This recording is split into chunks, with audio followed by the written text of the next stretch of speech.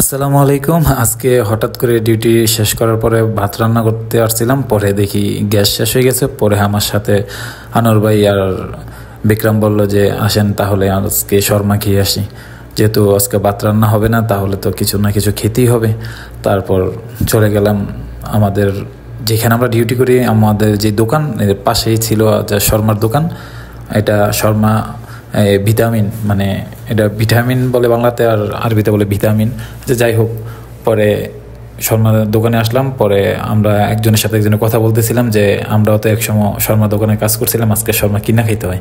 তো এটাই নিয়ম, যেহেতু আমি 3 বছর শর্মা দোকানে কাজ করছিলাম। প্রথম আমি পিৎজার শেফ ছিলাম, তো আমি পিৎজা বানাইতাম আর কি, যেহেতু আমাদের দোকানে শর্মাও ছিল পাশাপাশি। তারপর এখন যেহেতু শর্মা দোকানে কাজ করি না, আর এখন শর্মা মোটামুটি ভালোই লাগে। প্রথম প্রথম তো খাইতাম না, এখন মোটামুটি ভালো লাগে। যেহেতু শর্মা দোকানে কাজ করি না, এটাই স্বাভাবিক। মানুষ যখন একটা দোকানে প্রতিনিয়ত কাজ করে তখন তার কোনো কিছুই ভালো লাগে না। যদি এই দোকান থেকে চলে যায় বা এই দোকানে কাজ না করে তখন এটাই খাইতে ইচ্ছা করে।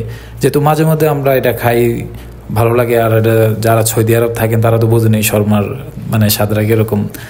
তাই আমাদের সাথে একজন আছে, আমি ওরা ভিডিও করি, ওই আমার উল্টা ভিডিও করে। যাই হোক, পরে এখানকার শর্মা নিলাম, নেওয়ার পরে রাস্তাতে দুজনে হাইটে 3 জনে খাইতে যাচ্ছিলাম আর কথাবার্তা বলতেছিলাম যে এই দোকানের ব্রাঞ্চ সৌদি আরবের মধ্যে আপনি যেখানেই যাবেন প্রতিটা এলাকায় এই ব্রাঞ্চগুলো আপনি দেখবেন যে এইটা খুব নাম করা একটা দোকান যে শর্মার।